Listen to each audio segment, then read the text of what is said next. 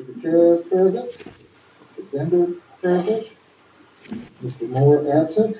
Mr. Vincent present. And Stephen Lambert absent. Item C, approve agenda. Is there a motion? Motion to approve the agenda. Motion by Gutierrez. Second by Bender. All those in favor? Aye. Aye. And one absent. Reports and communications. Ms. Sally, do you have anything from the student board member? No, we don't. Nothing to report from student board member. RTA report. Mr. Spillman. Wow, just looking through my report. There you go. I found it. Thank you. Good evening. Glad to be back to one of our meetings. I wanted to welcome Mr. Vincent and Mr. Moore to the board in person. Got one of you. I'll get the other one next time. So congratulations and welcome to the board. I have 3 other items for the board tonight. First of all, congratulations to the teachers and RTA members that were nominated this year for the Teacher of the Year Award. A special recognition to the teacher chosen. I will let Mrs. Gaines give you more information on their accomplishments. Second on the board agenda tonight, I believe it's item 7D, is the school calendar for 21-22. 6 different options presented at the first meeting of the calendar committee. This was the one favored by the RTA executive board. Thank you to Lori Quellman, Becky Ward, Tammy Starkey, Jennifer Purpose, Stephanie Lapari, and of course Leanne Hargis for serving on the committee. RTA recommends approval of the calendar. And finally, we have met 3 times with the district negotiating on the new memorandum of understanding and MOU for in-person instruction when students return to the classroom. We have come to an agreement on a few items, but have many more issues that will need to be agreed upon. Almost all of the topics center around the safety of students and staff to minimize the risk of COVID infection for everyone and how to provide the best instruction possible. For us to get this done, the district is going to have to meet RTA on a few requirements, including the opportunity for vaccinations for all staff. This is a topic supported by CTA and teachers nationwide. We will meet again this Friday, and I hope we can make some useful progress. And as always, I'm here to answer your questions and, of course, give you my input. Thank you very much. Thank you, Mr. Coleman. Can I ask a question? What was yours? The vaccination. Yes. Now, what if the teacher decides that they don't know? They would be able to opt out. They can opt Unless out. that's something the district wants to require. Okay. We're proposing an opportunity for all staff, not just teachers, but the opportunity for all staff to be fully vaccinated before students return. Okay, but not, it's not mandatory.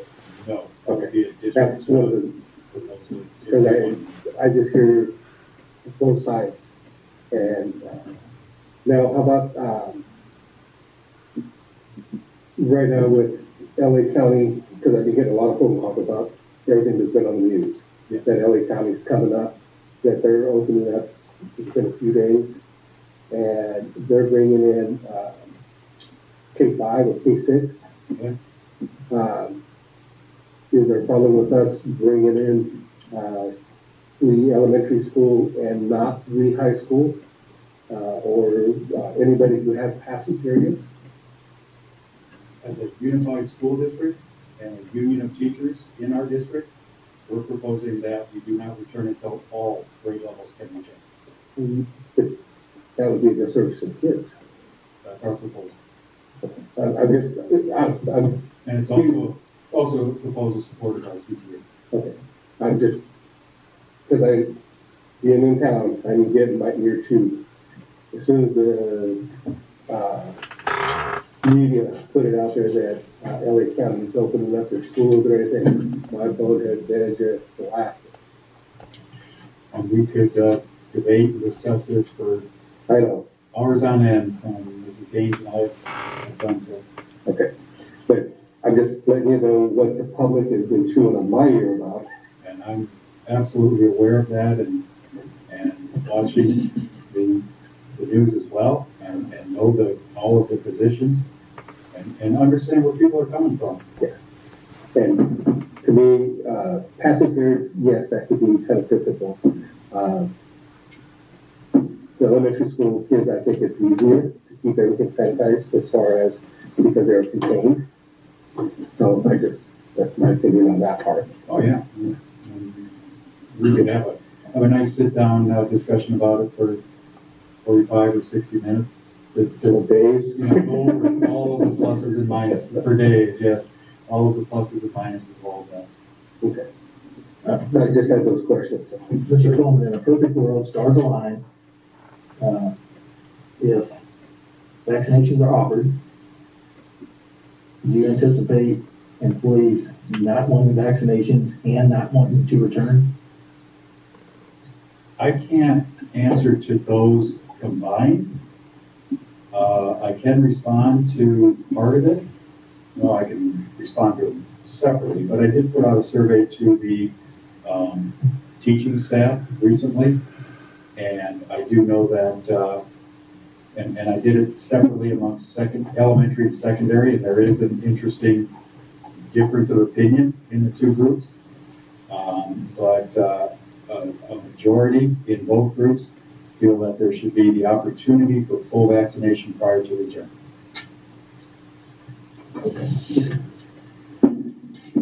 Thank you. Anything else? How do we make the decision to get full vaccination? I mean, as far as I know, they're limited in the approvals are being given by the governor. I mean, how can we vote on? I agree with you. It's not by the governor. I agree. We It's should not by the governor. It's by the local health departments. So They're the ones that have control of the vaccinations, and they're the ones that are distributing it to the different tiers of people who qualify for vaccinations. And of course, we feel that teachers and school workers should be on the highest tier of possible. and I agree with you. If you guys want it, I think you should get it. But how are we as a local school district going to persuade somebody to give it to you? If they say no, we don't have a choice. Is there something we can do? I'll call the health department tomorrow and tell them to get Jim one. I've sent my, first of all, I think Antelope Valley College has taken a great step forward Okay. by getting prepared for being a vaccination site. I sent my emails to local Congress people, Catherine Barber primarily, saying that not only should Antelope Valley College be a vaccination site, but Antelope Valley Fairgrounds, which is a phenomenal placement. Of course, vaccination sites are separated by county. So we've got about half of our staff living in counties that are not in Kern County. So while some of our staff will have a great opportunity for vaccination in LA County as it opens up, southern Kern communities may be more limited in vaccinations. That's very unfortunate that we're stuck in this little area of northern LA County that doesn't have a vaccination site yet, and southern Kern County that doesn't have a significant vaccination site. I was even driving here tonight going, what about Willow Springs?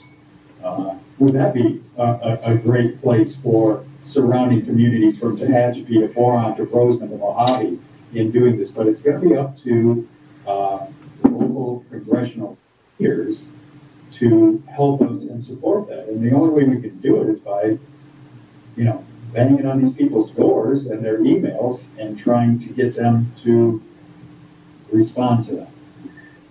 I understand. But as far as making the decision to return to school, how can we do that? I mean, I think they were doing it at the library the other day. I think my son fed some of the nurses that were given shots. No, I think they were doing vaccination shots. I'm pretty sure that's what it said. We can check on that. I'm almost sure they were doing it at the library just the other day. Maybe that mobile site or mobile program that's available in Southern Kern County. So, but for us as a board, I don't know what I can do to get the teachers back to school with that agreement. I would love to. It'll be subject to negotiations, and it'll be up to the district and RTA to come to an agreement, and then the board to agree to that, or to approve that agreement. Okay.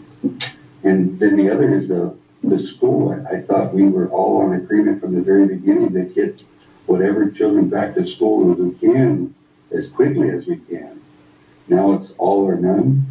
Teachers are not against students being back in school. I understand that. Teachers are for students being back in school with all the safety precautions in place. And Mrs. Gaines has prepared an incredible document, the CPP, the COVID prevention plan, on everything that needs to be in place. And there's tremendous, wonderful guidelines within that program. Of course, guidelines have to be met and followed. And then if they aren't, there has to be ways to mitigate those situations. But the teachers have told me that it's reasonable that we should have an opportunity for vaccinations prior to being put into an enclosed room with 12 to 15 students all day long, whether it's elementary, who doesn't have to move around. Of course, good luck keeping those kids from not moving around. Because even when we had the after-school program, the math academies, and what's going on with only 5 students in the room, the teachers have told me I can't keep those 5 kids apart. So while maybe the CD, I get these acronyms mixed up, the CDC says it's less hazardous to have a small group of younger children in a room. The teachers tell me you can't keep them apart, and you can't keep them distanced and away from everybody else. And I've even had teachers say, I'm not worried about the students, I'm worried about other staff members and coming in contact with them. So there's a lot of issues that we need to come together on. And we're working to come together on those issues. And that's our goal, is to come together on these issues. I want that to be crystal clear that RTA wants to work together to come together on these issues. Okay, all right, that is crystal clear, Mr. Gordon. Thank you. Anything else? You good, Mr. Winslow? Yeah, this, not really, we need to get the kids, as Mario's getting it, he's getting it from the parents, I'm getting it from the kids. So, the kids are starting to vote, saying it's time. We need to come up with a plan, and we need to come up with a picture. And there are kids saying the opposite. Now, I've got a lot more saying we want school. Okay, so I think we got a way forward, and we'll press with that. That's all. CSEA report. I do have a note from Ms. Galindo that I will read. Good evening, Board of Trustees. Our e-board is reviewing the new district reopening plan and getting ready to begin negotiating a new MOU for our classified employees. We are excited yet cautious to see a return of students. Also, our employees have been grateful to have our district COVID testing site available to them, as well as having our unit members be a part of the staff maintaining the testing site. This is a wonderful opportunity for all of us. It will greatly help protect our coworkers, our families, and our students, and their families as well. Some of our union representatives have already gone to get tested. Not only were the test results back in 48 hours, but the overall process was quite smooth. We have 23 classified staff who will be attending the Paraeducator Conference. Superintendent Gaines and Cbo Report were gracious enough to help our people pay the $75 entrance fee. Our 23 members will be obtaining a great deal of knowledge to help with the success of our students' education. Lastly, we have had more and more members asking questions on how to sign up for the new summer assistance program. We are happy to see people taking advantage of this wonderful chance to help boost their end-of-year income, as well as grateful to the district for helping us achieve this awesome opportunity. We hope you and your families are well and wish you the best moving forward. The best regards from the CSEA board. Thank you, Mrs. Galindo. Next up on the agenda is a CBO report. Mr. Irving, the floor is yours. All right, first of all, I'd like to congratulate our teachers for their nominations this week. Raven Cross, our Sodexo consultant, is leaving. Me and Rosie met last week with her presumed replacement to, kick the tires and see how she is personality-wise. We met online through a Microsoft team. Next week, we're hoping to have an in-person meeting with Superintendent Gaines so that we can get a feel for her and see, get her acclimated to Southern Current as quickly as possible and up to speed on how the, food program has been operating, with, COVID and everything. I got a, message, giving, Crystal Nybert a shout out at the high school for, her work with grounds. So I just wanna, give her a thumbs up and, say keep up the good work. It's being appreciated. And then, while we hit the, piggyback bid for the, bus grant, as part of the consent agenda, we also, last week received back the signature pages from Eastern Kern, so we are hopefully ready to, rock and roll on that. And, And that went from 2 to 5 now? yeah, we have 5 new buses? we have at least grant proposals to get up to 5, so. Take it up to 5. Yeah, and, maybe preemptively, but maybe not, we'll find out in a moment or two, but, we've had, Cammy in my office talking to, A to Z, to, find out what our process going forward is, so that we are not, because there's a time limit on the grant of November, to make sure that if there's a back order, that we aren't, pushing things too far back and did a bunch of paperwork and then everything fell through at the end. So we're trying to, make sure we stay on target for a good timeline for that. I was reading their proposal at A to Z, and I just had all the stuff that the buses have nowadays. Have we talked to our mechanic and make sure that there isn't something that there's different that he'd like to have on there or not have on there?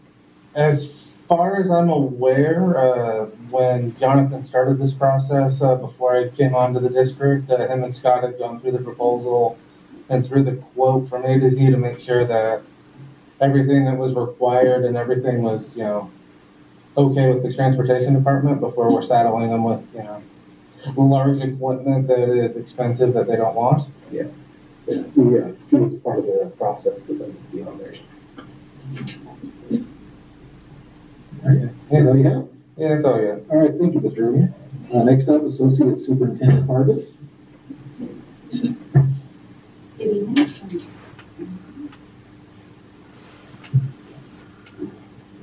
Good evening. Congratulations to all the teachers that received that honor of Teacher of the Year. Each one of them is very deserving of that award. And I also want to say thank you to the calendar committee. We had both representatives from RTA and CSEA on our committee. We had lots of new people this year that had not done it in the past, so we had lots of great questions and just lots of great conversation as we went through those different calendars to see which one would best benefit everybody. So thank you very much to everyone that participated, and I think we have a pretty good calendar to present to you tonight. Thank you, Ms. Hargis. Next up is Superintendent Gaines.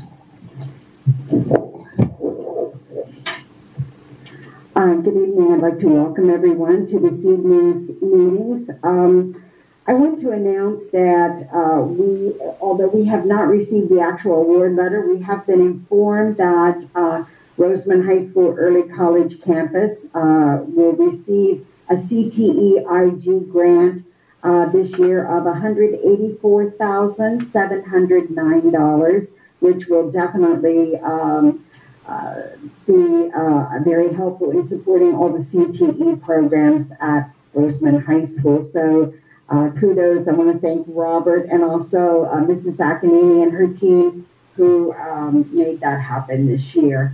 I also want to announce to the public that we have 6 new kindergarten classrooms that are in the planning stages for Roseman Elementary School, and we just received DSA approval yesterday from the state architects to move forward with those projects as designed and planned. So now we will be going out for bid and hopefully we'll begin seeing some actual construction work this spring at Roseman Elementary School. I want to thank Mr. Qualman and the RTA team who selected our teachers for the grading committee. We have 32 teachers who will begin that work this February 25th. They got their first book, and as you can see, it's pretty thick. So they have Mr. O'Connor, the author, asked them to read the introduction and some of the case studies just to prepare for next week's first session with him. And hopefully at some point in time, we will be able to present to this board a grading policy for both for the elementary, middle, and high school to approve. I'm rating our Teacher of the Year nominees, and I'd like to announce at Tropico Middle School, we had Mr. Keith Meyer. At Roseman Elementary, we had Mrs. Jennifer Weinberg. At West Park, we had Genevieve Collins. Our Alt Ed representative and nominee was Jackie Stevenson. And Roseman High School Early College Campus was Mrs. Stephanie Tanksley.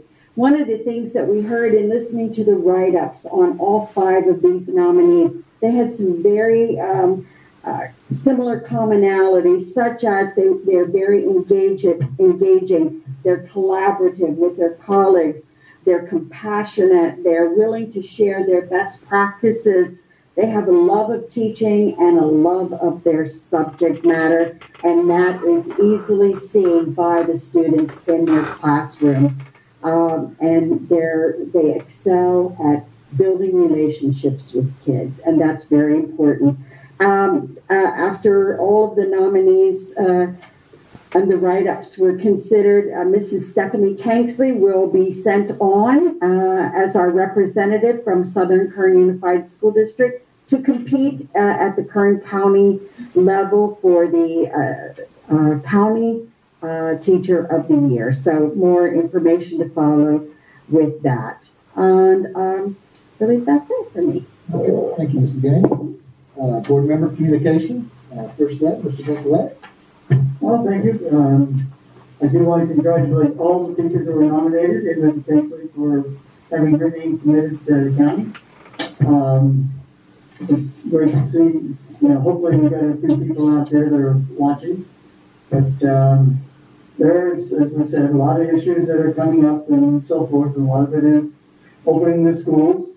And when we can do that and do it effectively, we need to move forward as quickly as possible to get the issue settled, because too many people are getting answered. I'm not the only one that's hearing it. I know other board members are as well. And as I mentioned before, I'm not in favor of the way we're handling the distant learning. I think we can improve on it. We need to look at different ways. Example that I'm not happy with it is the amount of kids who are being counted as absent who are at school. And I'm not talking about absent for a day, multiple absence in their setting in school. We got to address that. That's all I have. All right, thank you, Mr. Vincelet. Mr. Bender. I can't wait to get back to school too, as fast as we can, but as safely as we can. We've got to keep that in mind. Safety is the key here, and but I'm eager to get everybody back too. I'm sad to hear Raven's leaving us. Food service, I believe, she's held it together for a few years and done an excellent job, I believe. I'm sad to see her leaving. But best wishes for her wherever she's going. But yeah, let's try to get the kids back. That's the main thing, safely. And I guess I heard today that our phone numbers are out there on Facebook for people to call us. My number's here. Please call me. Tell me if you want to. I'll do my own little poll. Call me if you want your child back, or call me if you don't. So I'll have my own little poll going. So thank you. All right, thank you, Mr. Bender. Next up, Mr. Gutierrez. I want to congratulate all the teachers that were nominated. They're all a bunch of really good teachers. All our teachers are very good. Congratulations to Ms. Tanksley for going on to county. And we are all available to be talked to. And so Thank you, Mr. Gutierrez. You get my standard spiel, safety. I agree with Mr. Bender, safety is key. I think that, we're doing all we can on our end. Community, we need your help. Okay, you can't drive through this community without driving by a house with 15 cars pulled out in front of it. Guess what that is, folks? That's a COVID hotbed. Help us help you. You want your kids in school? Don't bring people from outside your house into your house. It's simple. That's the only way COVID rates are going to drop. That's the only way we're going to get it under control. And each one of you can honestly drive through your neighborhood on any given weekend and see 15 cars in front of your house. We're never going to get out of this, folks, unless the community helps us.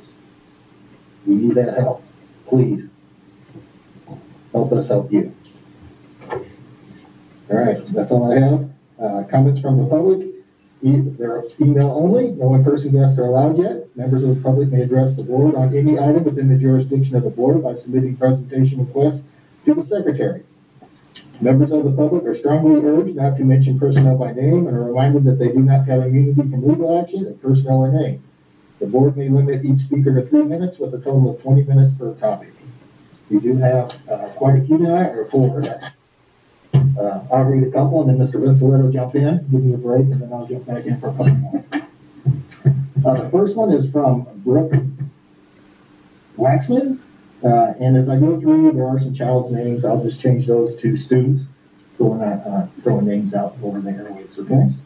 Hello, my name is Brooke Waxman. I am a single mother of 2 teachable and eager to learn young girls. Student 1 is in the 1st grade and student 2 is in kindergarten, both enrolled at West Park Elementary. Our experience with distant learning has been extremely depressing and downright rough, for lack of better words.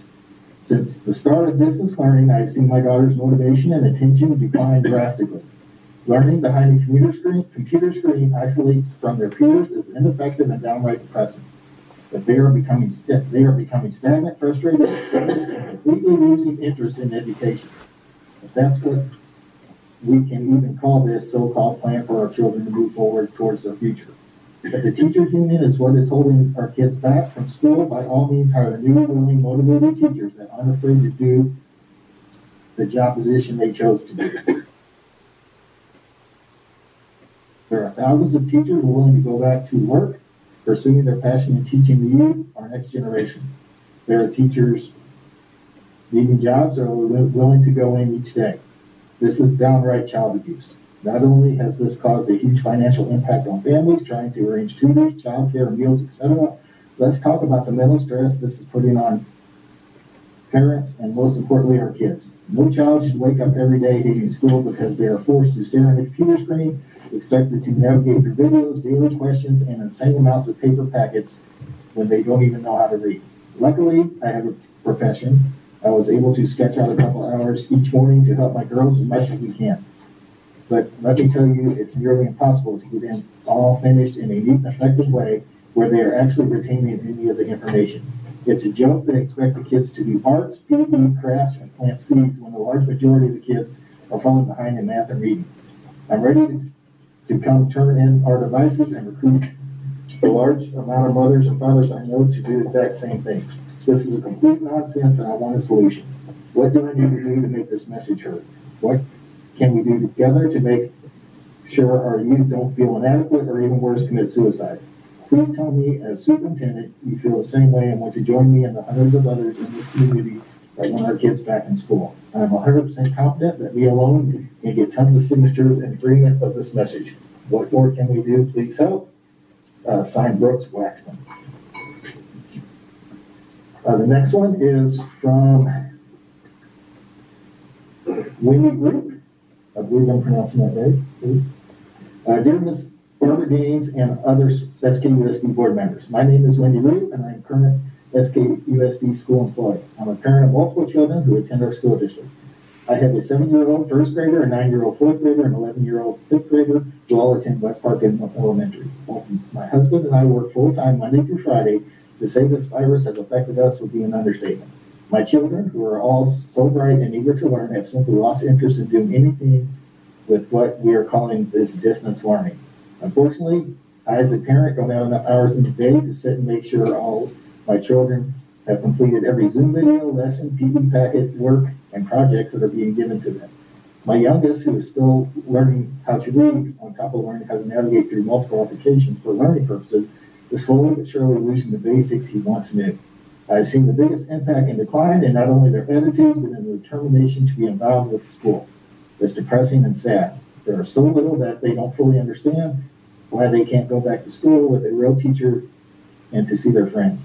They're completely missing out on their education for something no one has control over. How is it that going to the store is essential and open, but their education isn't? I understand some people may have concerns for their children being back together, but why can't they have the option to continue distance learning? It may work for some, but I feel a majority of parents want their kids to have the chance of obtaining an education by a licensed professional who went to school to do so. I want my children to have the best possible chance of getting an education with real teachers. I want my kids to return to school Monday through Friday for the normal hours as before. Please understand that this time being taken away from them is something that no one will ever be able to get back, or the opportunity to make up what they're missing out on. I'm ready to turn in school computers and continue to school normally. I'm a parent standing for my children who don't have the chance to themselves. Please help me and many others wanting to return to regular school. Let me know what I have to do as an employee and a parent to help them get the education they deserve. Thank you for your time. Sincerely, Wendy Green. Mr. Metzler? Yes, sir. Okay, this is from, apparently this must be relation. This is from Shania Root. This is, Dear Robert Gaines and all SKU board members and faculty. My name is Shania Root. I am the mother of Isla Lozano, a first grader in Miss UA's class at Westlight Elementary School. My 6-year-old is bright, very ambitious, and eager to learn anything and everything. Or should I say she was. In almost a year of distant learning, I have seen a dramatic impact in changes in her attitude and ambition to learn. She no longer has any interest in much of anything to do with school. The outlook she once had is gone. She is no longer excited or wants to be involved. It is quite depressing and unfair. Almost a whole year of her childhood has been taken away from her that she will never get back. She unfortunately is too little to understand. I am often asked by her if this is really even school. Is she even a real teacher?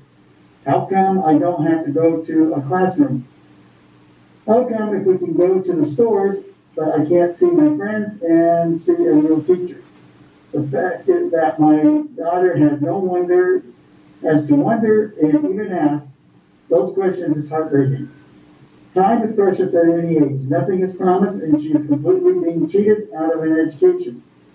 Although I know some people may be concerned about the kids being back together, I feel is greatly needed for their own mental health.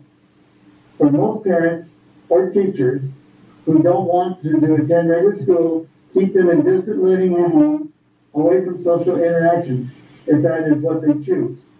But the majority of us struggling and already facing hardships due to this virus, then please allow this to not affect our children in their education. I feel it's the best for my child to get a real education by people who have the proper skills and knowledge. To give my child the best possible education I can afford as a parent. The responsibilities that are being pushed on our children is far too much. Many don't have the basic, simple, necessary tools to begin or to comprehend how to go through a packet of paper that has been given to them as homework. On top of being expected to know how to navigate through the different application sources and watch multiple daily videos. Most of them don't know how to read, let alone sit and discipline themselves long enough to compete or obtain the information asked for them, complete or asked.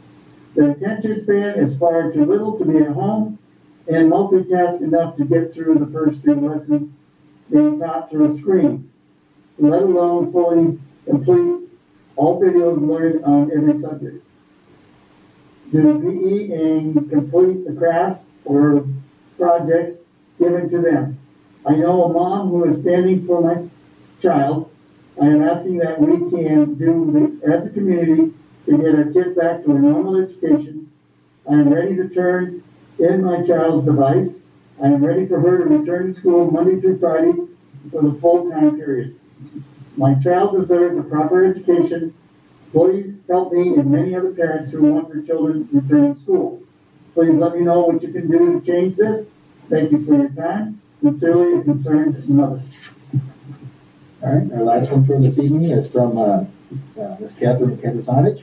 Good evening. First of all, I want to state that I can't imagine how tough of a job it is to try to adhere to the guidelines set by the California Department of Public Health, California Department of Education, Kern County Superintendent of Schools, and Kern County Public Health Department in regards to COVID-19 and trying to reopen schools, not to mention the frustrated parents, staff, and students. Secondly, it is in my opinion that students need to return to school, not only for the educational part, but for their emotional well-being. You may be aware of a 14-year-old young lady who took her life due to the effects of COVID, not being in school, not being able to socialize, and struggling with distance learning. Her father was a co-worker of mine, so I'm intimate with the details. The frustration of some of us parents is seeing how other public schools across America are either reopening or have never closed. I read Ms. Gaines' draft COVID reopening safety plan and asked what makes SKD public schools different from other American public schools. Is it a California Health Department, or are there other demands that we do not know about? Is the teachers union playing a factor in this? It has almost been a year, and quite frankly, I feel every time we get a step closer to trying to reopen, there's some new demand from the teachers union. It's important that we return when it is safe to do so. But at what cost do we drag on demands of adults who are more equipped to handle emotional situations than our younger generation? Students matter most, as harsh as that may sound. Teachers are looked at as role models, teaching valuable life lessons by setting a positive example. So set the example. Be open about your demands and get our kids back to school. There are many kids who have not once logged in since school is closed, and normal straight-A students that are struggling. This is our future. These kids will soon become tomorrow's leaders. Put up some plexiglass, move the desks apart, and let's move forward. I know it is easier said than done, but many companies have done it, restaurants have done it, and other schools have and are doing this. So why can't we? Sincerely, Catherine Catazan. Any other public comments? No. Okay, no other public comment. Consent items A through G for action. I will make a motion to accept it through G. One second. No questions on A through G? No. Okay. Gutierrez and Bender, second. All those in favor? Aye. And one absent. Item 7A, approved 2021 comprehensive school site safety plan for all sites. RHS, WES, TMS, RHS, ECC, RES, REHS, ALIS, and DO. This is the third contact review of the previous reading, and this is for action. Mr. Irving, the floor is yours. Alrighty, this is the third time we've talked about it. We haven't had any substantial changes to the content. We did update the Tropico one for Trustee Moore's request so that it featured the mascot and was more in line with the other sites.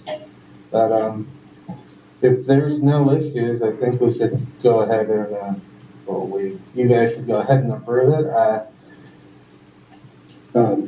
Knowing that it is a fluid document that we will be changing as things change. With that, I will make a recommendation that we accept the safety plan. I'll second. Okay, we have a motion from Gutierrez, second from Vincelette. Do any board members have questions? No? All right, all those in favor? Aye. One absent. Item B is the first reading of the board policies listed. This is informational. Ms. Gaines, you have the floor. Thank you, President Tanksley. This is your first review of these board policies.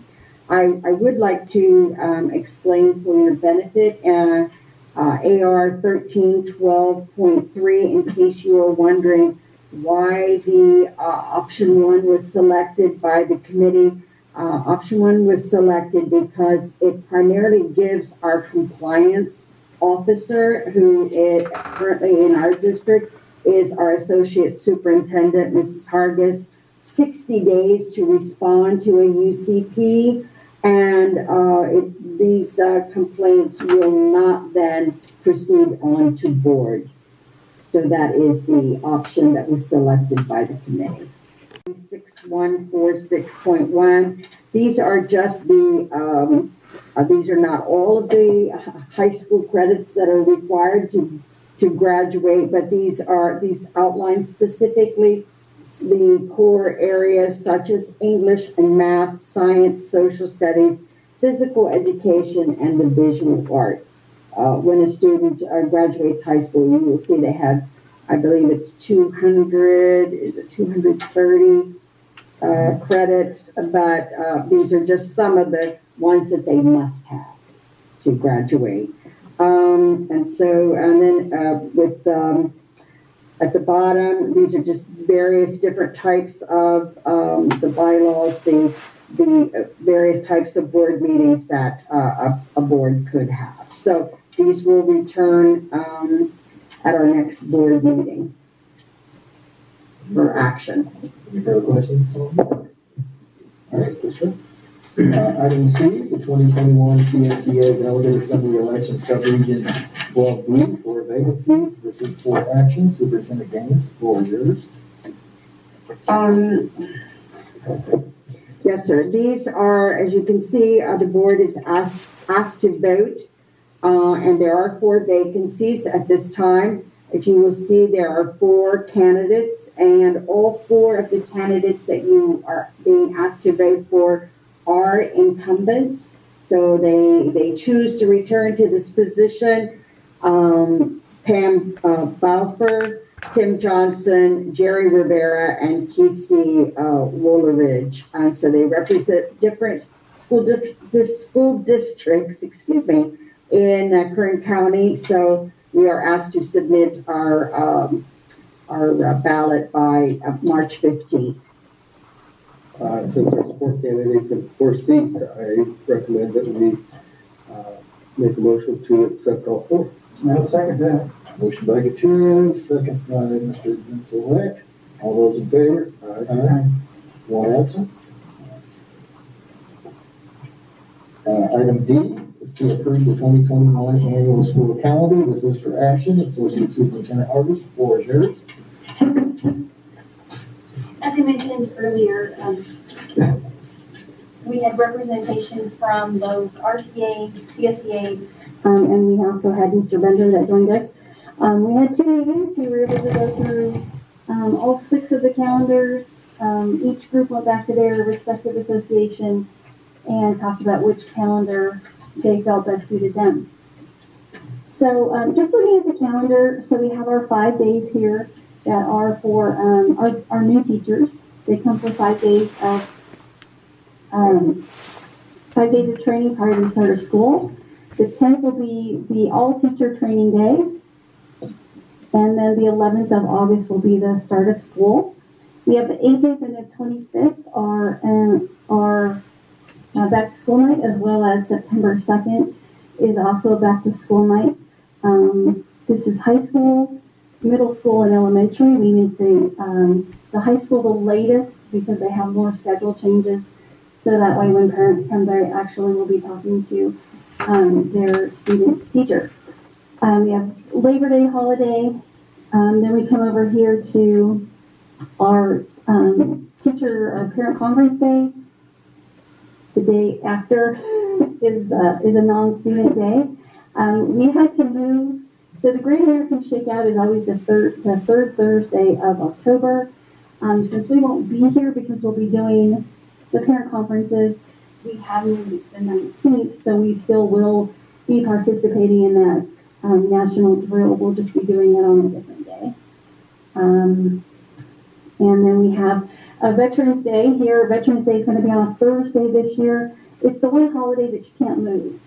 So we have Thursday, we'll be back on Friday.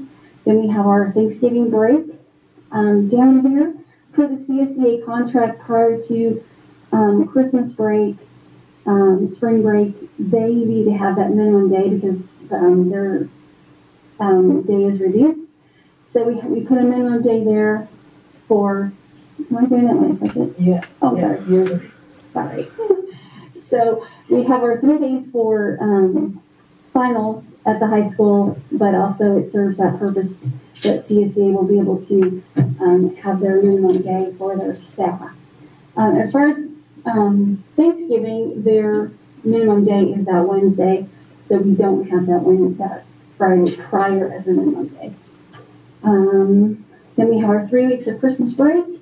We have Martin Luther King Day. We still have 25 minimum days, same as we did this year. Down here, spring break is going to be in March. Next year, Easter is very late. It is on the 17th of April. So we kind of talked about a couple of different reasons why we should have spring break in March rather than April. Our last holiday would be President's Day, so, that's kind of a long haul between President's Day and the end of April month to have some time off. But more importantly, we do have our CAST testing that we do, and we try to push that as late in the school year so that students have as much education under their belt before they're asked to take those tests. So we talked about, well, you know what, if we had spring break down here in April, we would have to start testing earlier. We would come back and we'd start testing, and then we would go off for spring break, and we still might not be done, so then we would be taking a break and then having to come back. So we decided that probably taking that break prior to testing would be the best for students and for staff as well. Good Friday is always a day off for CSEA. So Easter is Sunday, April 17th. So we'll have that Friday the 15th off. Be back on the 18th. And then we have our Memorial Day down here the last 3 days for finals, graduations, and those type of things. So any questions about the calendar? With some professional development. I know Mrs. James and I talk about that often. So it's not an issue of us not wanting to provide the professional development. This is folks not necessarily being paid for the professional development or wanting to attend. Sure. Read that right? And we have had some offerings throughout the school year this year. And in the past, Kern County will have presentations for language arts or math or science. So those are always open to teachers. We do have teachers that participate. We have offered some excelling virtually that we had about 25 teachers participate in earlier. So we try to offer it, but we do try to offer it during the school day. So that way, while people are in distance learning, on some of the Wednesdays, we had some of those professional development, and Dan has set up some professional development for the Promethean boards. So we're seeing a spike in that just because of the circumstances, right? There may be more time afforded.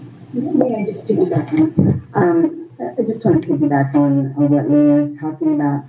As she said, we've had some in-depth discussions in cabinet about having one day prior to the onset of school to just imagine we are mandated by law to provide some ELD, English language development, professional development annually for our teachers. We also want to provide the site administrators an opportunity to meet with their staff and do, build some relationships with their staff, especially for all the new teachers that are coming on board a site. So this is all having to be done within 1 day's time. I can tell you, it's a nightmare. Mrs.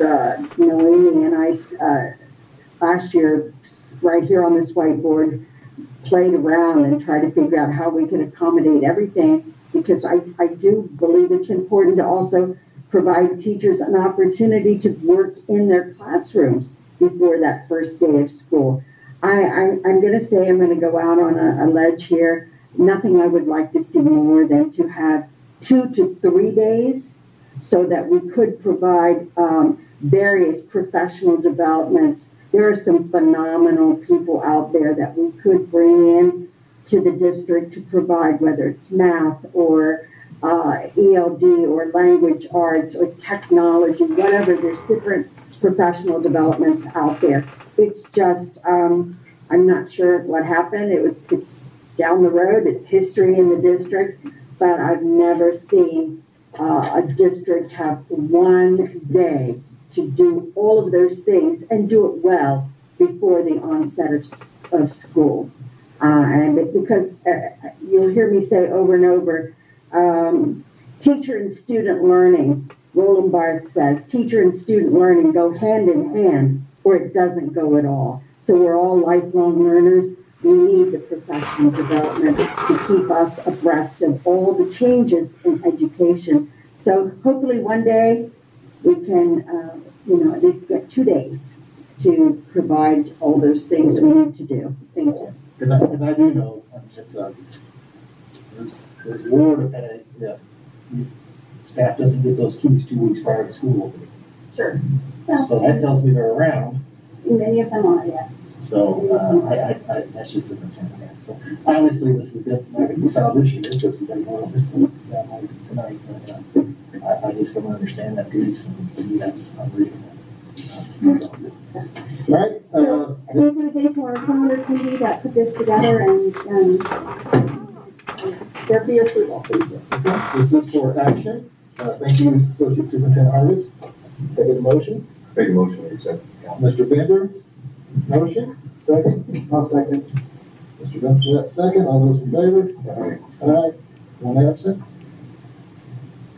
Business operations. Item A, consider approval of the 2021 Consolidated Application and Reporting System CARS Phase 2. This is for action. Cbo Irving, you have the floor. Alrighty, so the Consolidated Application Reporting System, or CARS, is a reporting requirement that districts have to do that have Title I, Title II, Title III, Title IV funds, which we have all 4 of those, but So all this piece is, and all of the attached backup is a draft of that report based off of what our expenditure through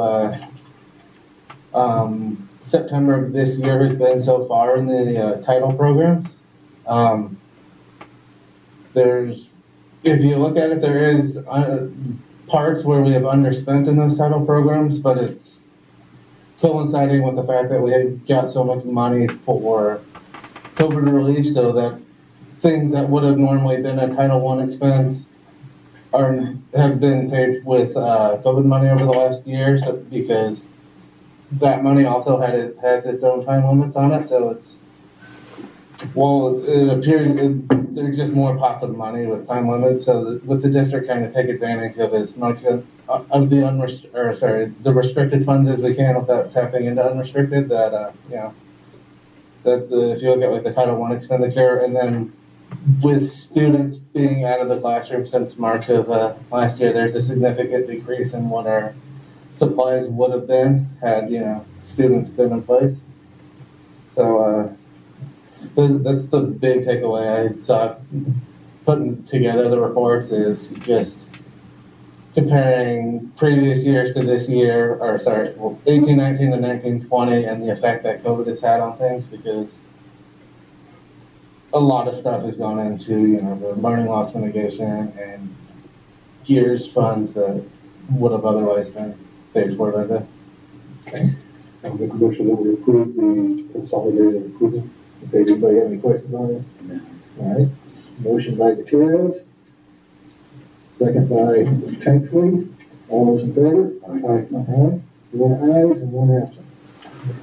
Item B, approve resolution 20-21-10, authorizing the temporary borrowing from Kern County Board of Education. This is for action. Cbo Irving, the floor is yours again. All right. Break it.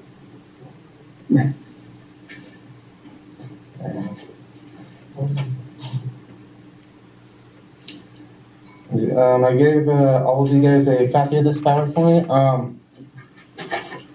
What I did is I took information from our Kern County Superintendent of Schools common message for our second interim, and a presentation that Government Financial Strategies put together back in May of 2020 to kind of give a broad overview of why we're doing this. I'm not going to go into full detail on every slide because they used a lot of words to take something that could have been said in one sentence. So here's my sources. So the reason why we need to do the train is because of this year's state budget. Districts, we're on a deferral system. So if you look at the chart, we can see at the very bottom that February, the apportionment that we would be getting for February, we won't see until November of 2021. Same on through March, through October, and so forth until we get to the top of our pyramid of the June and July.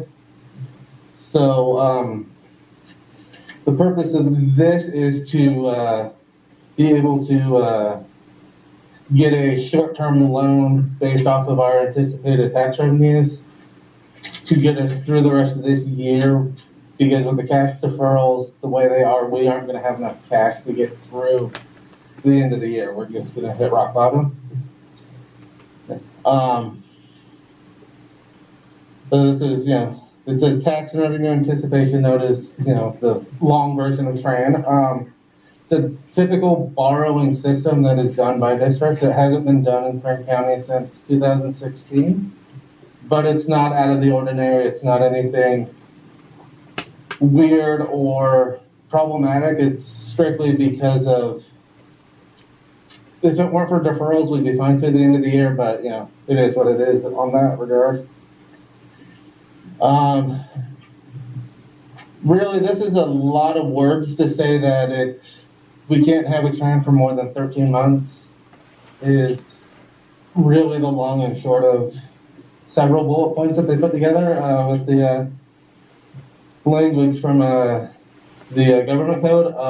It's short-term short-term loan in terms of it's anticipated to be paid back within the year. It's not going to carry on any further than that. Our repayment process is the resolution on the agenda is to sign on to the county offices, current county offices pool. So they're going to do the umbrella, take out all of the money, and we're going to feed onto it because we'll be able to take advantage of their credit rating.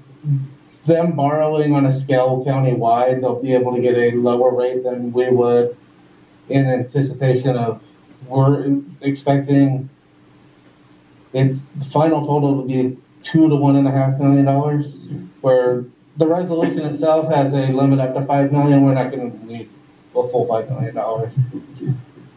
I've worked with government financials on our cash flow to get a more narrow target than just the broad $5 million. So, but the repayment process is, since we're going under the umbrella of the county office, they will set up a schedule, and then as we get our apportionments back, they'll take off pieces of that until they've been paid back. Across fiscal year, just more details on what happens. Okay, if it's a note that's only supposed to be a year long, but we have to move fiscal years, what is the process, and just the accounting side of it, of making sure that money is accounted for in the proper year. The ways to issue it, theoretically we could go out for one by ourselves, but as I just said, like the size of our district compared to the buying power of the county office, if they're doing a full pool with all 50 some odd districts, or even a portion of that, they're going to have better options in terms of people willing to pick up that debt. So, and then this is the structure of the pool, which is more of what I've already said. They're KCOS's credit will be looked at, their ratings. So the interest rates on whatever they'll be able to get are going to be much lower than if we were to do it individually. And that is, I believe, the last slide. Yes. Oops. But anyway, I wanted to give you that brief PowerPoint and kind of spread through it, but there's also the memo that accompanied the resolution that outlined more of the details of specifically the district and the current poll, but kind of give a little bit broader overview of why and how, and it's, given our past financial history of that, it, while not great, it's not also a red flag that we're sliding backwards instead of making progress on that front. Any board members have questions? What did you say the interest was? The interest, we don't know yet. We'll find out once the current County Board of Education makes the final sell. It won't exceed 5% per the resolution, but it's expected to be 0.5%, maybe 1%, but it won't be totally known until that final purchase or till the final deal is set up through the County Board of Education. So in February, we're supposed to get 1.54 billion. Yeah, these totals are That's the whole Eastern. no, this is the entire state. But yeah, out of there's what would normally be our February apportionment, we're gonna get roughly 53% of that. Or sorry, we're gonna get 47%, and the other 53 is being deferred into next November. Where all the numbers on the I'm gonna call it a pyramid, are based off of just statewide totals. They aren't local numbers. They're Yeah. 5%, that's quite a bit in interest. I mean, and that's typical, you said that schools do this? Yeah, schools, yeah, we haven't had to in the last few years just because of the way revenues have gone up with the LCFF. But this year with the deferrals starting as early as they are in the year and not getting that money back until November for what is going to be deferred from this month, without having a adequate reserve base to pull out of, we're gonna have to do it. And we don't think we have that reserve yet? No, we're not. Yeah, we're not gonna be able to make that through the end of the year without it. Thank you. Just by looking at the spreadsheet, we're probably gonna be a couple million short by the end of the year. Yeah, we're expected, looking at our latest cash flow, to be about 2 million short. So while the language in the resolution allows for up to 5 million, we're not gonna. Yeah, which is what we needed. Yeah, and we're gonna only take what we need. We're not gonna have any, we're not allowed to take any really, we're not to, try and pad out things and borrow higher than we need to. But that's. Mr. Rensselaer, do you have any questions on it? No, I think we just have to do quite quite often, yeah. Okay. I'll make a motion that we accept. I'll second. Motion by Katrina, second by Vince. All those in favor? Aye. 4, and 1 absent. Section of curriculum, item A, acknowledge revised quarter report, October, November, December 2020 on the Williams Uniform Complaint under Education Code 35186. This is for informational and acknowledgement. Associate Superintendent Hargis, you have the floor. I wanted to let you know that we were able to revise our Williams complaint. If you remember back in January, we did have to report that we had 2 Williams complaints. We still do have the one. We were able to rectify that, and we are working on that. But the second one, we did find out that our hiring process of our PIP, STIPs, and interns was appropriate. In going back and we talked with schools legal and we talked with some of our surrounding districts, we are not obligated to non-reelect them provided they have a document to come back on. So if they're a PIP, they have requirements that they have to complete in order to be able to have that STIP document the following year. And same thing, STIP, they have requirements, and as long as they're doing those requirements and they are eligible for a document come the following school year, we are able to keep them on staff. So, we were able to say that complaint number 2 did not fall under the criteria of the Williams complaint. Okay. Can I ask a question, Mark? You said keep them on staff. Does that mean retain their position or rehire them? Well, they would maintain their position.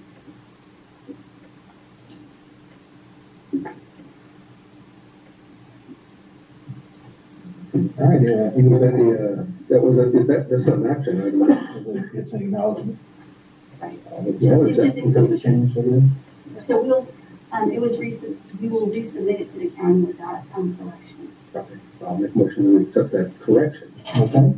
Motion from Gutierrez, second by Bender. All those in favor? All right. Aye. 4, and 1 absent. Item 10, personnel items. They approve the following list of personnel items. This is for action. Superintendent Gaines, the floor is yours. Yes, sir. As you can see, we have one classified employee sub that we are hiring, and we've had 2 teachers resign. And that's pretty much it. We do have an intern psychologist who is volunteering who is shadowing one of our school psychologists just as for them to learn and get the feel of what the job entails. There's a motion that we accept the personnel as written. I'll second. Motion by Gutierrez, second by, is that Ms. Lett? Looks like. Okay. All those in favor? Aye. That's 4 and 1 absent. Item 11, for action, adjournment. Can I get a motion? I'll motion. Motion by Ms. Lett, A second. second by Bender. All those in favor? Aye. 4 and 1 absent.